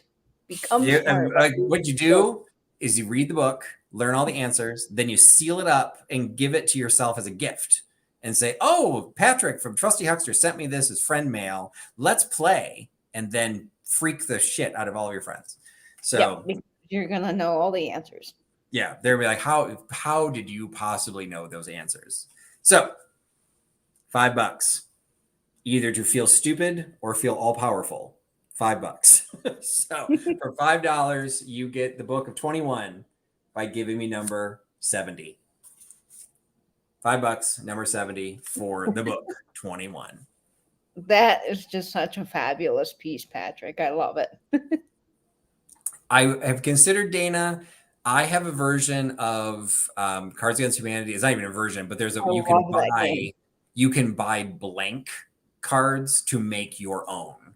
And I've considered making like a vintage version of that. That would be clean. And but it would all be stuff themed for like maybe the resellers and some of the YouTube personalities and stuff. I just don't know how we would distribute them so people could all participate. So we may have to work on that. And Deb Riley is picking up the number 21. So congratulations. And just so people do not freak out, she clearly wants the book 21, even though the number was 70. She gets it because her intent was clear. She wanted number 21. She gave the number 21. She gets it. I don't care if somebody freaks out because the number was 70. She gave the wrong number. Not that I'm we know what she means. Not that I'm like carry luggage with me, but I'm all about intent. And so thank you so much. I just made a big spiel and I don't know who I said got it. Deb Riley. Yes, Deb Riley got it. And I love Cards Against Humanity. You'd have to obviously play it with the write-in cards because the original game, if you ever played it, is so dirty that I don't think you could do it on YouTube at all. No, exactly. So like if we did the clean version, and it's just a matter, I haven't played in a long time, but you need to be able to like draw cards. Yep. So I don't know how you would do it unless you had somebody like off screen that was privately sending cards that everyone else couldn't see. Like I have thought about it because like last night we ended up kind of playing some games. We played 21. I had another quiz book that also made us all feel stupid. Yes. That was copyrighted 1892, and clearly people were smarter back then because one of the questions required you to know the speed at which light and sound traveled. I was like, I'm not going to get this one. Yeah, it's like even in the Google era, it would take a while to get that. I'm like, how would people know this just off their armchair? So that was the last time. So I had a handful of things that did not sell. But for everybody else, if you've stuck around, the sale's over. So we got a little chatty. So of course it ran a little bit longer. But in general, this was a little bit shorter sale because I do want to make sure I can get invoices out and get everything shipped because I don't want to backlog as we move up to the fundraiser on the 11th. Yeah. So again, the 3 items that are up for the eBay auction, we've got the 1934 Rand McNally book of dogs, literally the book of dogs, with the photos, illustrations of the dogs. And what I liked about it too is some of them, I think it is Flipcast one, some of them are full page and some of them are split page. So the bulldog is full page. So that is up for auction. That will end next week. The set of 6 atomic coasters from West Germany, Bavaria, Cathedral Porcelain, set of 6. That is live. That will end next week. And the September 1892 St. Nicholas magazine, the patron saint of rapists, murderers, and children. I don't remember. Very strange conglomeration. Yeah. So I think we were sailors, pawnbrokers, children. And what was the 4th one? It was something equally odd. Wolves, I think. Wolves. It's like so random. First of all, why does a wolf need a patron saint? They have all kinds of animal patron saints, I think. And I thought the patron saint of just animals was St. Francis of Assisi. Yes. I did know. So certain animals get their own. Yes, there are some saints that have their own. All right. So there you go. So St. Nicholas, the 1892, 19th century children's magazine with all those great ads. That is live as well. So the dog book and the set of coasters. Dog book was donated by me. set of coasters was donated by Debbie from Chicago. Those two, all monies collected. Obviously, I have to pay the eBay fee, but all monies collected beyond the fees will be donated to the charity. The St. Nicholas book is actually mine, so that is just a regular listing. So there were a handful of things that didn't sell. So for those who came in late, if you wanted to see them, one of them was the Christmas plate. So the hand-painted Christmas plate, possibly with a decal in the middle. It's only $8, 33. It's got the hanging thing to hang it, or you could make it a plateau for a pedestal. $8, number 33. We had the Oklahoma 45. That was number 50. That was number 52 for $5. And so that was still available. And then the pair of scatter brooches didn't sell. So we've got these 50s Starburst brooches still available. $30 for the pair, number 54. And Karen Dondelinger is picking up number 52. So thank you, Karen.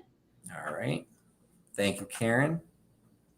So that was the Oklahoma record, goes to Karen. So just the brooches. And Poodle is picking up number 54. So thank you, Poodle. Thank you, Poodle. So that's $30 for the pair of brooches. So thank you so much, Poodle, for picking those up. And you had purchased something earlier, so I can combine the two and save you on shipping. Perfect. Fabulous. All right. And both items are lightweight, so it shouldn't cost much to ship regardless. So the only thing that didn't sell was the Christmas plate, if anyone wanted that. Otherwise, that will probably end up in a mystery box somewhere along the line. So that was it. So still trying to think. I know Nancy was on a little bit ago, but I haven't seen recently. I've been so busy. I haven't really had a chance to keep up on everything. Do you know, is Nancy having her sale tonight or an unboxing? I don't know, but I think usually she does an unboxing if she's not having a sale. Right. So just go to This Overstuffed House at 11 o'clock tonight and see what's going on her channel. She's always got some great stuff. Absolutely. And so for those that missed at the very beginning, just a wrap up of once. So Mary is saying, yes, she is having her sale. So definitely catch Nancy's sale, a nice night owl sale. So that starts at 11 p.m. Eastern. So no, wait. Yes, 11 p.m. 11 p.m. or 10 p.m. Eastern? It's 11 p.m. Eastern. Okay. So it's an hour and 15 minutes. So she will start. Right? Yeah. I'm trying to think what freaking time zone I'm in. I keep jumping the time zones. So I'm in the Midwest now. So it is 8:45. So she's in an hour and 15. So anyway, so she will be on later. And thank you, Vinny, for dropping her channel. And yes, thank you so much, All in the Attic Treasures. If you missed the beginning, we are still collecting recipes to go into the recipe box, which will then also be auctioned on my eBay channel specifically for the Doxies. So what I really want to put out there is a recipe box filled with recipes from the vintage community. They don't have to be vintage recipes. These should be things that you like to make or that you've made on your own. If you can mail those to me, my friend mail address is in the description of this video, plus the about section of my channel. So that is going on. And so Katie, what do you got coming up on your channel? So this Sunday is going to be fun. So make sure you tune in to a Halloween costume party. We will be live. Patrick, myself, Dee from Thrill of the Thrift, Laura and Mary Beth from Fatbird Finds, and Vintage Vinny, who's in the chat tonight, will be playing some vintage-themed Jeopardy. So you want to come back for that at 6:30. And then, of course, this Friday, we will be finishing my saucy book reads. Have you been following that 1950s romance novel? The last 3 chapters will be this Friday at 6 p.m., and we will find out who is the murderer. So that's very exciting. Fantastic. We've got the Triptych will be hosted on Nate's channel this week. So on Sunday after the Jeopardy time on Katie's channel, everyone will jump over to Nate's channel and he will be telling the tale of shipwreck porcelain. Then on Monday, Katie and I are pleased to participate in the newest episode of Vintage Rescue Squad. So who's hosting it that week? That will be Misty. I think it's Misty. Yeah. So Misty is hosting on Monday, November 1st. So we will be on Vintage Rescue Squad. Both Katie and I will be on there with Michael Todd and with Misty. And then next Thursday, so a week from now, I will be back with my regular sale. and I will be at home. It'll be the first time I've been at home for a sale in quite some time.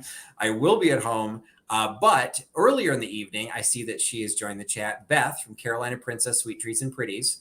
She is having her anniversary sale, 1 year of YouTube, and also her birthday celebration. She has invited me to join her for a live sale. She did her first live sale on my channel a year ago in October, and I am going to be on her channel next Thursday. So that will be 6 p.m. Eastern. She and I will be doing a joint sale on her channel. And then when we finish that up, I will be doing my sale at 8 p.m. Eastern as normal. And then we will combine shipping for anything that people buy through her sale, as well as through my sale. I can combine for shipping. So if you are not following Beth at Carolina Princess Sweet Treats and Pretties, let me pull that up. That's actually her birthday. Then make sure you're following her, and you can catch me on her channel for a sale a week from tonight. So that's what's going on here. Appreciate everyone hanging out. Appreciate joining us for the sale. Thank you for everyone who purchased, particularly all the items purchased for the Doxies. Make sure that you get, we keep track of all of that, and all that money will go straight to a JOMDR. And thank you to Jan for making the purchase on behalf of JOMDR. I will bill you for those and make sure that she gets the chain. So thank you so much, everyone. Everyone have a great night. Thanks for putting your trust in Trusty Huckster. Talk to you again soon. Bye-bye. Bye, friends.